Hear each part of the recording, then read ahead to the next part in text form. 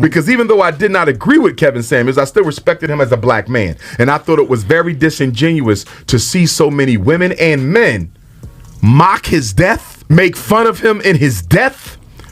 And to me, the reason that was so hypocritical, Kevin Samuels wasn't around long enough to do the damage that gangster rap has done. But you have yet to repudiate a single gangster rapper. Kevin Samuels was not around long enough to do what the reality shows have done. But you haven't repudiated a single reality show.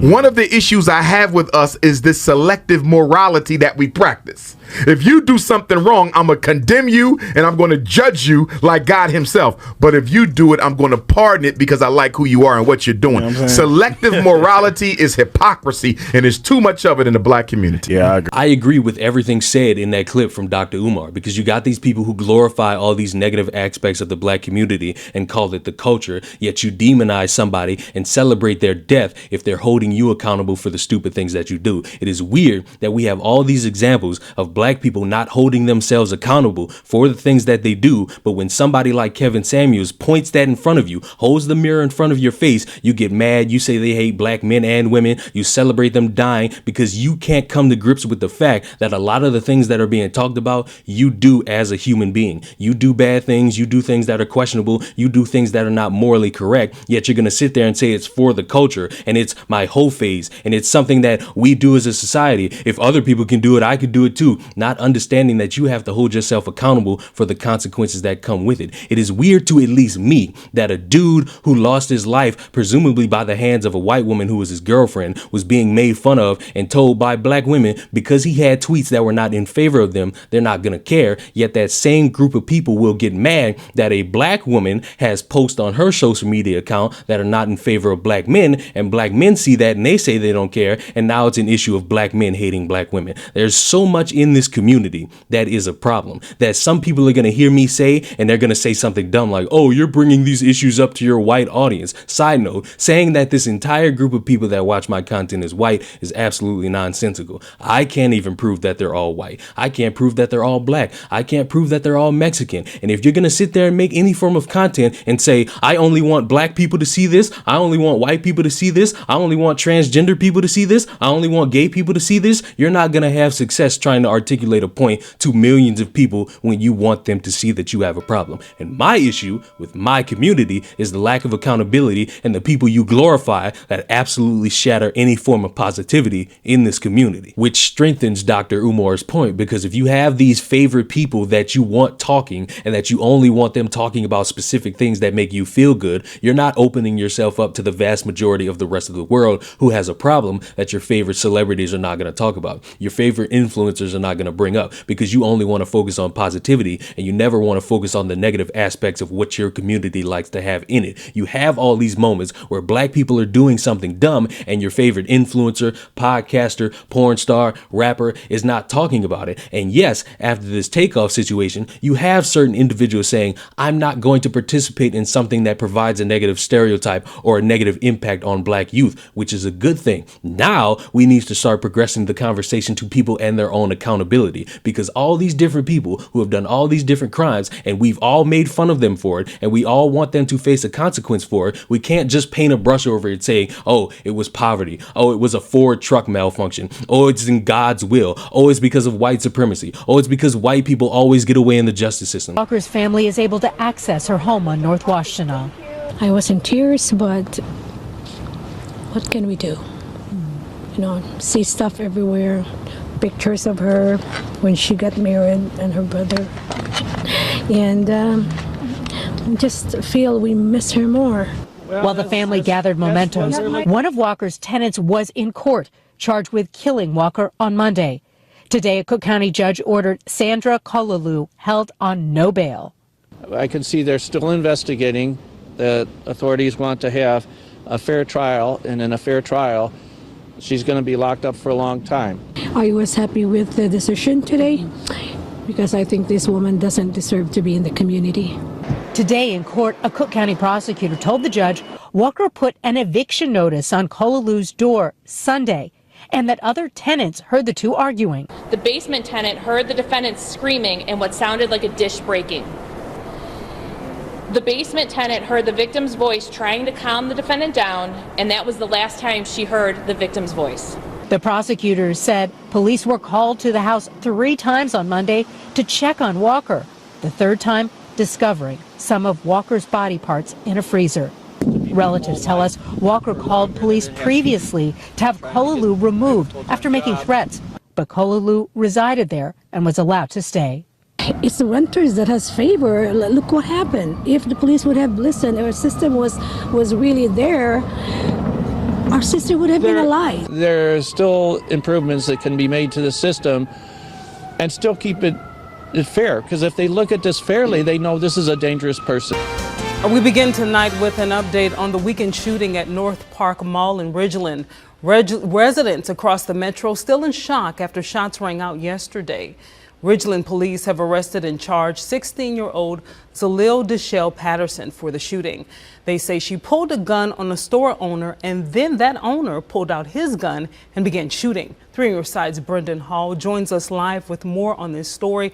Brendan, you spoke with someone at the mall who heard the shots ring out. Tell us about it.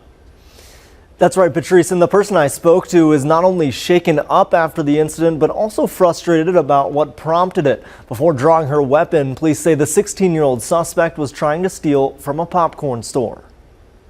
It was several shots, and we all kind of just froze. Kathy Courtney says shopping for her son's homecoming dance quickly turned into chaos at the North Park Mall Saturday. We were all kind of ducking down, like people were starting to run in from the mall area. There was an employee hiding in the bathroom. I mean, people were terrified. She says the panic didn't fully set in until she realized her daughter and her daughter's boyfriend were no longer with her, but closer to the gunfire. My daughter said that she took off running. She just started running the opposite way. And her boyfriend followed. And like I said, they were able to run to the other side and exit through like the mall entrance. Ridgeland police say the shooting was between 16-year-old Zalil Deshelle Patterson and the owner of a popcorn store, who Patterson was allegedly trying to steal from. While the teen was the first to draw a weapon, she was the only person shot.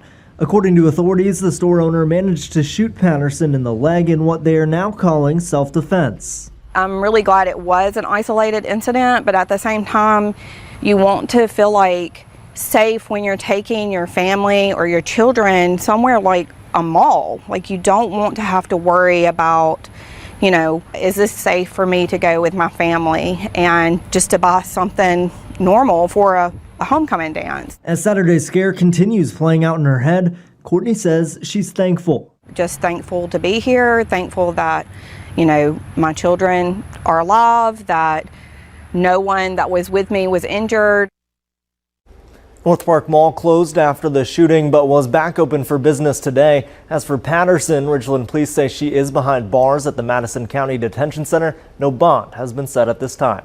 Brendan Hall, 3 on your side. Authorities in St. Louis say the suspected gunman behind Monday's deadly shooting targeted his former school, killing 15-year-old sophomore Alexandria Bell and health teacher Jean Kushka at Central Visual and Performing Arts High School. Police found a chilling handwritten note Orlando Harris left in his car. The 19-year-old wrote that he felt isolated and disconnected from the school community. According to police, the gunman's family had him committed several times to a psychiatric facility. They monitored his mail, and on October 15th, they notified police he had a gun and had it removed from their home. They contacted us and said that he had a firearm. I believe it could have possibly been this gun.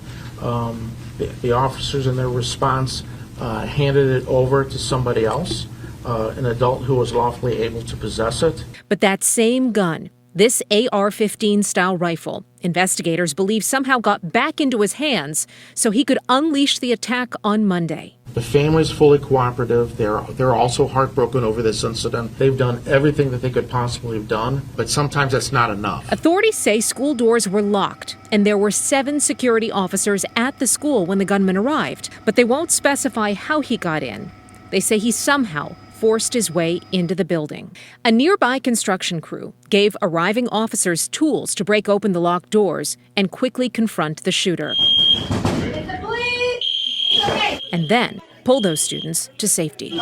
You have to be able to hold your community accountable and not just sit here and say, oh, this person said something I didn't agree with, so I'm not going to be in favor of him. And anything bad that happens to him, I support it because he said something that impacted me, because I can't hold myself accountable for the stupid things that I do, which is absolutely batshit insane. Like I said in that last video, the people in the suits not going to do it. They're going to see it and they're going to use it to boost their own campaign. They're going to play on your emotions for money, and they're not going to do anything that benefits the community. It has to be the people in the community that see this all the time, that say snitches get stitches, that don't open their mouths and let people know this person did it. I have ties to this person. This person was around this area. He might be a suspect. You have to be able to help your community if you want your community to flourish. And if you're not willing to hold a mirror to your community and say, we got a problem, let's try to fix it, congratulations. You're going to have more people desensitized to it. You're going to have more people recording people getting beat up, people getting shot, people recording their dead bodies, people not reporting it to 911, people going around thinking it's better to get likes than to get people to a hospital. And people are going to be more desensitized to it. And we can't really blame all these different white entities. We can't blame white supremacy. We can't blame the white institutions. We can't blame the random fat racist white person down the street. We can only blame ourselves, because the more we don't hold ourselves accountable and make sure that the community gets better,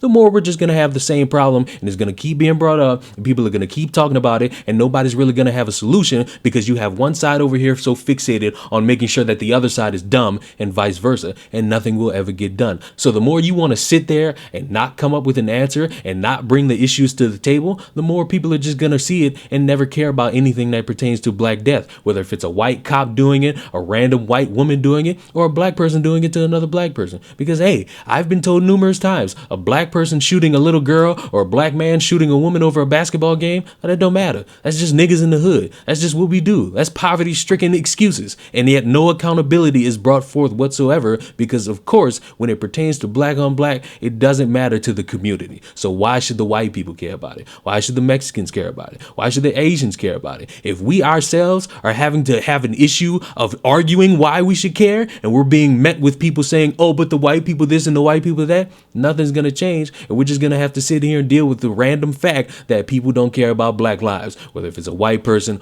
or a black person. And at the end of the day, if you're not willing to admit to the hypocrisies in this community, like I'm willing to, because I've played a part in that hypocrisy too. I've seen people say things and I didn't like them. Did I wish death on them? Did I hope they fail? Did I laugh when they passed away? No, but I've played a part in that hypocrisy, and I'm willing to better myself so that I can fix that for my community, because I don't like seeing people die. I know it's a natural cause, but I don't like seeing people get their lives taken unfairly and unjustly. So I'm willing to check myself and come to the table and start talking about solutions, because without solutions, we're not going to get anywhere. And so the next time a famous rapper gets shot, or the next time a regular degular black man or woman or child gets shot, it's just going to be another day in the hood, and we should just move on to the next topic. And that's a damn shame. And if you have a problem with that, it would be wise to you, instead of complaining about who has a white audience and who doesn't, you instead start opening your mouth and start to provide solutions. And if you can't do that,